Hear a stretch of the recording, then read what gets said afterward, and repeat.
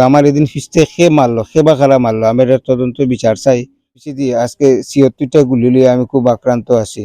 আমি বিভিন্ন জায়গায় যাই, চিকিৎসা করি, কিন্তু এখন আমার মাথাতে আটা রয়েছে। আমি খুব যন্ত্রণা বোধ করলাম। মানে আপনার চিকিৎসা পাইছি না সদরও।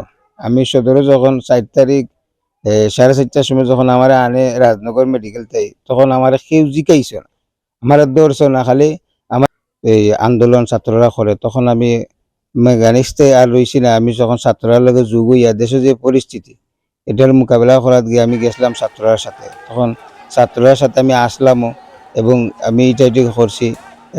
এখন আমার দৌড়াইয়া আমার পিছিয়ে দিয়ে খে বাকারা গুলি করছে, আমি দেখছি না। তবে আমার একটাই চাওয়া, এটা করলোটা সেটা আমি এটার বিচার চাই। কারণ আমরা তো স্বাধীন দেশে বসবাস করি।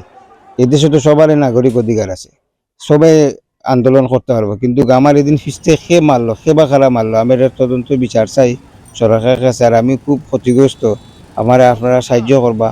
কারণ আমার এই যে পরিস্থিতির কারণে আমি আজকে পঙ্গু হইয়া বেরিয়েছি। আমার গা তখনও ৭২টার গুলি আছে, মাত্র ৬০টা বাঘর হয়েছে। আমি স্বাধীন দেশে আমি স্বাধীন বিচার চাই, যে আমি স্বাধীনভাবে চলতাম পারি, আমি সব কিছু স্বাধীনভাবে চলাফেরা করতাম পারি। এই করলাম আপনার কাছে, আপনারা আমার হেল্পটা করতা।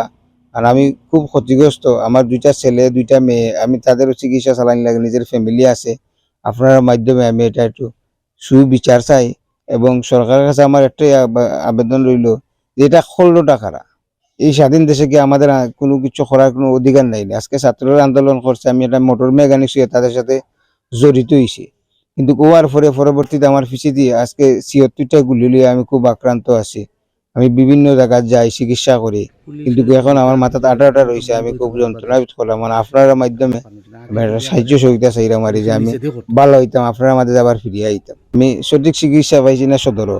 আমি সদরে যখন ৪ তারিখ ৪:৩০টার সময় যখন আমার আনে রাজনগর মেডিকেল তাই, তখন আমার কেউ জিকাইছে না, আমার দৌড়ছে না, খালি আমার জিজ্ঞাসা তুমি কুয়ায় আসলা। আমি বললাম আমি রাজনগর গেছিলাম, দাওয়া খাইয়া অন্তাই আবার আপনারা আইসে কইছে তুমি বউ সিটো। আমার সিটো দিছে, দেওয়ার পরে কেউ ওই আমার জিকায় না। আমি বাইরেতে নিজের টাকা দিয়ে ওষুধ কিনিয়া ইঞ্জেকশন কিনে না তারা দিয়া মারাইছি। মারানির পরে আমি এদিন রাতকে আসছিলাম, আমার একটা নার্স একটা ডাক্তারে জিকাইল না যে আমার কোনো সমস্যা নেই, কোনো যন্ত্রণা বোধ করার নেই, কেউ আমার জিকাইছে না। এরপরে আমি পরের দিন ৫ তারিখ 12টার সময় এরপরে আমি কিতা বাধ্য হইয়া আমি বাড়িতে হওয়া লাগছে। কারণ আমি চিকিৎসা হই না তো ইনো থেকে লাভ নাই।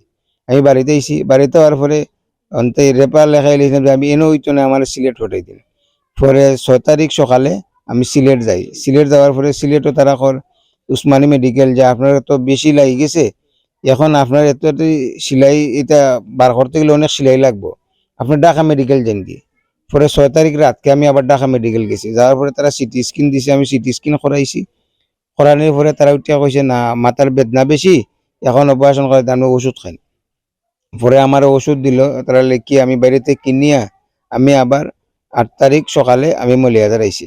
৮ তারিখ রাতকে আমি আবার মলিবাজার আইছি। আবার পরে আমি এই অবস্থায় আসি।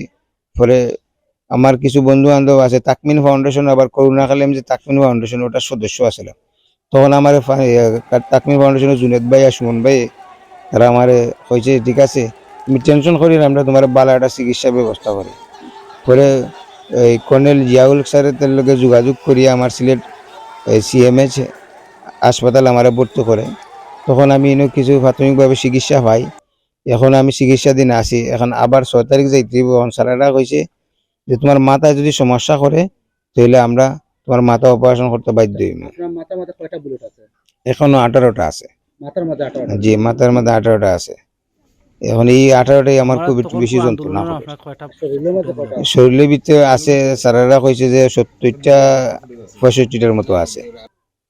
মানে তারা হলটি গনছে না, তবে যেগুন বেশি গভীরই গেছে এগুলো করছে না। আর উপর দিয়ে 60টা আমার খালি বা করিয়া দিছে। জি, সম্পূর্ণ ফিস্তে করা হয়েছে। আমার তো এই অনুমানিক 20 গজ দূর থেকে হয়েছে। আমি দাওয়াত আসলাম, আমি তাহলে যখন দৌড়ানি দিছে তখন আমি যাওয়ার পথে মানে দৌড়ানির ভিতরে আমার ফিস্তে মারি দিছে। জি, পুলিশে মারছে না জানো, আমি মানে ফিস্তে এতটুকু অনুভব করলাম। পাবলিকের এত আছে, পাবলিকের কাছে অস্ত্র আছে, দাওয়া দিছে। জি জি জি, এটা দেখছি, এটা আমি দেখছি না। এটা ফোন দিয়া কইছে যে তুমি সদরটাই যাও কি, কোনো বেজাল হইতে পারে। তখন আমি 5 তারিখ সকালে আমি আইছি বাড়িত, কিন্তু বা খারা হয়েছে আমি নিজেও কইতাম পারি না, আর ফোনের মাধ্যমে এটা হয়েছে। কারণ আমি